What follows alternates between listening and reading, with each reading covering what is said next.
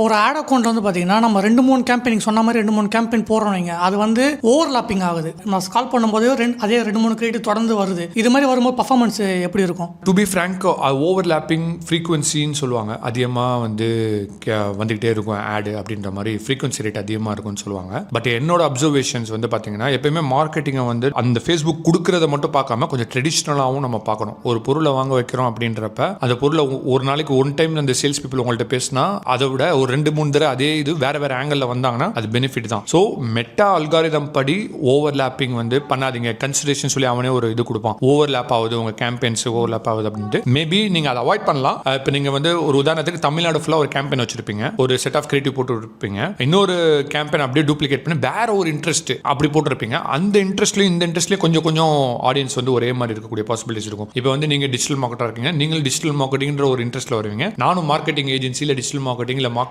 Sales இந்த மாதிரி ஒரு ஃபேஸ்புக் இன்ட்ரெஸ்ட்ல வரக்கூடிய பாசிபிலிட்டிஸ் இருக்கும். ஸோ அப்போ இருக்க போகும்போது கொஞ்சம் கான்ஃபிளிக்ட் வரதான் செய்யும். பட் ஜென்ரலாக ட்ரெடிஷ்னலாக பார்த்தீங்கன்னா அந்த ஆட் வந்து வேற ஆங்கிள் ரிப்பீட் ஆக போகும்போது பீப்புளுக்கு வந்து இன்ஃப்ளூயன்ஸ் ஆக தான் செய்யும். இவர் என்னடா வந்துகிட்டே இருக்காரு, அது வந்து நாங்கள் ஓம்னி பிரசன்ஸ் சொல்லுவோம். திருப்பி எல்லா இடத்துலையும் இவர் தான் வராரு அப்படின்றது வந்து ஓம்னி பிரசன்ஸ். அது ஓம்னி பிரசன்ஸ்ன்றது வந்து மார்க்கெட்டிங்கில் சைக்காலஜிக்கலாக ரொம்ப இம்பார்ட்டன்ட். ஒருத்தவங்களை பெர்சுவேட் பண்ணி அவங்களை இன்ஃப்ளூயன்ஸ் பண்ணி அவங்களை ஆக்ஷன் எடுக்கணும்னா யூடியூப்ல ஈவன் தான் அவங்க ஃபேஸ்புக்கில் வந்து பார்த்துட்டு போயிட்டாங்க. ஸோ ஈவன் தான் அவங்க யூடியூப்ல போன உடனே எந்த சேனலில் போனாலும் நம்ம தான் வரோம் ரீடார்கெட்டிங்ல அப்படின்னா கீப்பான அந்த மெசேஜையும் அந்த ப்ராப்ளமே அவங்களுக்கு நம்ம சொல்லிக்கிட்டே இருக்கோம் தான் அர்த்தம். ஸோ ஓவர்லாப்பிங் அது வந்து ரொம்ப பார்க்க வேண்டிய ப்ராப்ளம் இல்லை, அது பெருசாக கன்சிடர் பண்ணணும்னு அவசியம் கிடையாது. So it depends on industries and இது.